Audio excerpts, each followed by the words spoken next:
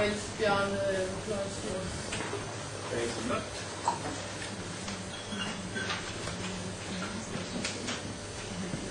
Okay, first of all, I'm extremely delighted to be back in the network.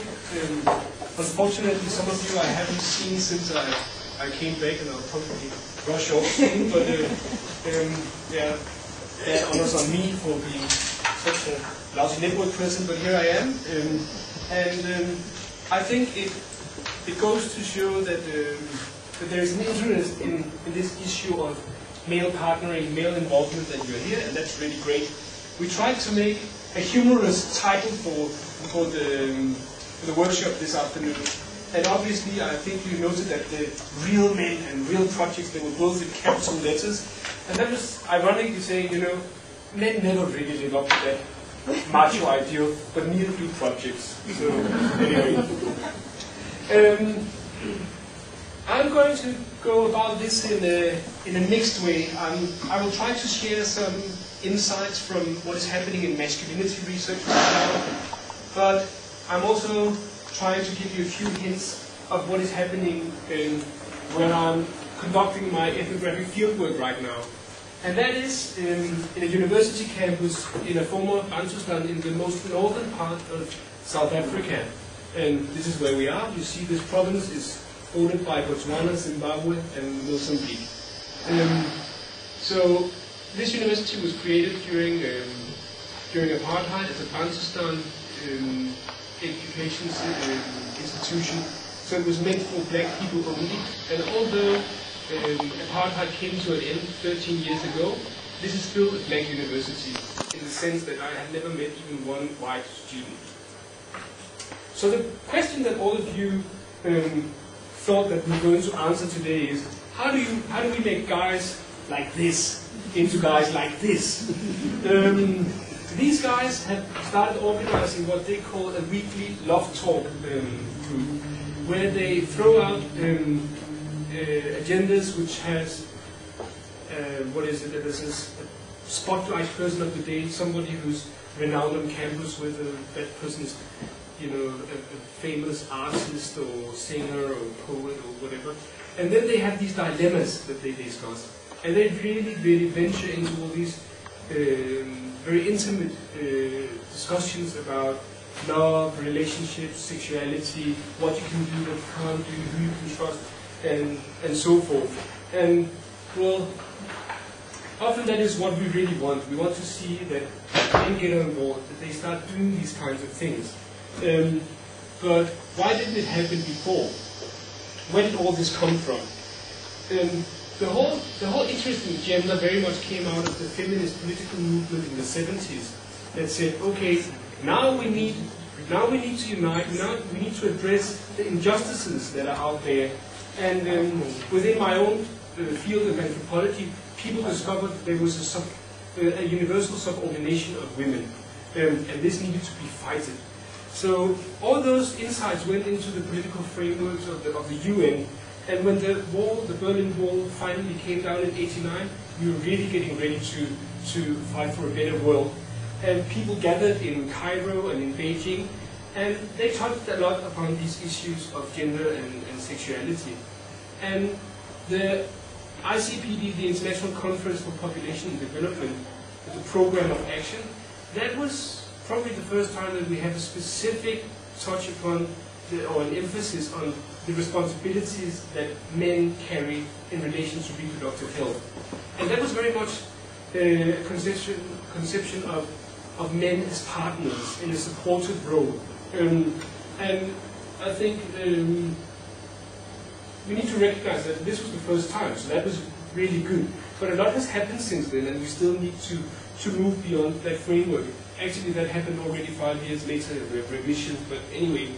And the Beijing World Conference on Women also touched upon the shared responsibility, getting the men involved. By now, we have nearly 20 years of experiences of doing gender mainstreaming, gender programming, women in development, and increasingly it was becoming clear. It's difficult to achieve what we want to achieve if we're not involving the men. Okay, one of the difficulties, obviously, was that all this talk of female empowerment that we've all written a million times in our project document easily translates into what you could say on-the-ground male experience. That sounds a lot like male disempowerment. And probably that's one of the reasons why it's so difficult sometimes to involve men. And I would like to sort of draw on Joe's painting down here, because what those guys are doing in the middle of that painting is they're playing pool. But actually they were supposed to attend a seminar that was taking place next door, but they didn't want to go there. They much preferred to play pool. So that is what is in the that workshop was called Men as Partners. Yeah, so they didn't want to partner, at least not in the way that they were invited to partner on that occasion. They much preferred to play pool. So perhaps a project manager genius would have taken the whole thing from there and organized it around playing pool. Yeah. Anyway, that was what we tried to do today when we said that there would be beers and biscuits there. So, anyway, so I don't think that we can say that the female empowerment programs that we've been running, that they have actually disempowered men. But certainly things have changed, and a lot of men do find themselves in difficult circumstances. Some of you will be familiar with Margrethe Silversmith's work on socio-economic change in Eastern Africa, and she is arguing that because it's so difficult for men to acquire land or cattle and thus be able to marry, they find themselves in a situation where they turn to multi-partnering, having many girlfriends, or drinking a lot of beer, or being violent as a survival strategy. So some people out there are playing around with these disempowerment ideas. I don't know how exactly you can translate it into your programming stuff, but at least there are some insights to be gained, and that is, even though we generally have the idea that women are disadvantaged, some men also find themselves in quite difficult circumstances, and that sometimes translates into what could we call unwished behavior. So men in our programs have generally been seen as people who need to change their evil ways, and women have been seen as good people who will do good if we give them a fair share of power. And that's probably true for the general part, but this is not particularly appealing to men in terms of involving them in programming, unless they're called Asger. So therefore, we probably need to pay attention to how we phrase our projects and how we present our case when we move into the villages or into the urban areas where we try to make a difference.